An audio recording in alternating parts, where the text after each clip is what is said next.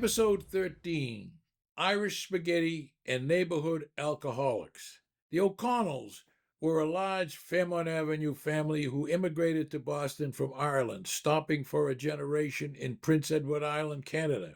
There were many other so-called two-stop Irish around Boston.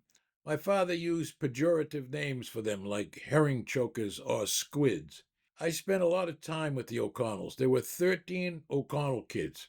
They were wild and enjoyed dangerous fun like me. Because I was hanging around with them so much, I often ate there. Sometimes we had spaghetti for dinner at their house. They actually owned their own two-family house a few doors down from us. It was very unusual in my neighborhood for an Irishman to own his own house. Most of us were renters.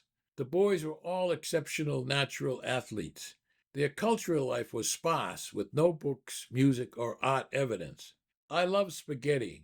My mother made spicy tomato sauce using ground beef, canned tomato paste, and Italian canned tomatoes, adding oregano and other spices. She made delicious, well-seasoned meatballs and cooked the pasta al dente.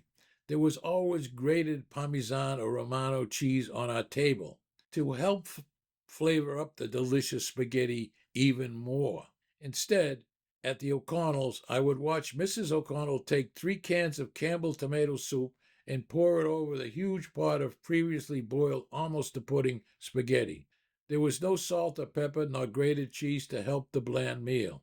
In spite of these deficiencies, the dinner was scoffed up by the hungry kids, even by me, who was always hungry. In Italy, cooking such Irish spaghetti is probably a death penalty crime. Booze and neighborhood fathers. Growing up in a Boston Irish neighborhood meant that the Irish disease, alcoholism, was prevalent. For your information, there's another Irish disease not as well known. It almost killed me. It is called melanoma, and it attacks fair-skinned Irish folks like me who are all very intelligent, good-looking, and wonderful people. But I digress.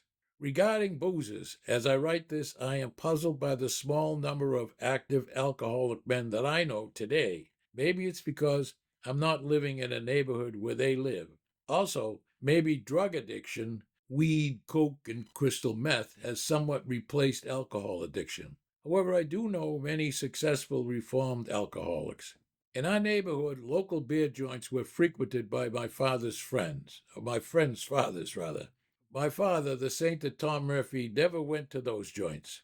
Drunken men stumbling home at night and sometimes during the day was a regular scene in my youth. Girton's Cafe on River Street at the corner of Fairmont Street was a small, gritty tavern popular with local blue-collar men. It was typical of neighborhood joints that I have seen since all over the nation. Mostly middle-aged men watching TV sports, drinking too much, and talking loudly about inane things in ugly buildings which smelled of stale beer, urine, and sweat. There were also ethnic clubs like the Hibernian in Dudley Square, which had a dance hall also. Polish, Italian, and Lithuanian clubs were a step or two above the local beer joints. After the war, there were many American Legion clubs with bars also. Some taverns appear almost as an example of symbiosis, where a coterie of regular visiting local guys would form an association amongst themselves at the bar, and the tavern owner would need them to survive. My facetious comment after spending too much time as a young man at such places is, quote, many men, escaping their wives and responsibilities, spend hours at a bar getting drunk, discussing inane subjects and telling lies to one another, unquote. Then there was Joe Donahue's, another tavern, but with a restaurant added also on the corner of River Street and Putnam Avenue. Donahue's was next door to Dad's Italian immigrant barber, Vito. He would give Dad a bottle of homemade Guinea red wine every Easter. It was the first wine I ever tasted, and I liked it. Joe Donahue's was upscale from Girton's. My father and mother would go there infrequently. The place they went to more often was, again infrequently though, was an inexpensive meal was the Honey Bee Cafe in Central Square. Another place they liked was right near the Alston Railroad Depot at the corner of Cambridge Street and Harvard Avenue. I went to the Honey Bee and that Alston Tavern with my parents and my Aunt Alice at least once. A wife-beater alcoholic lived in our three-decker.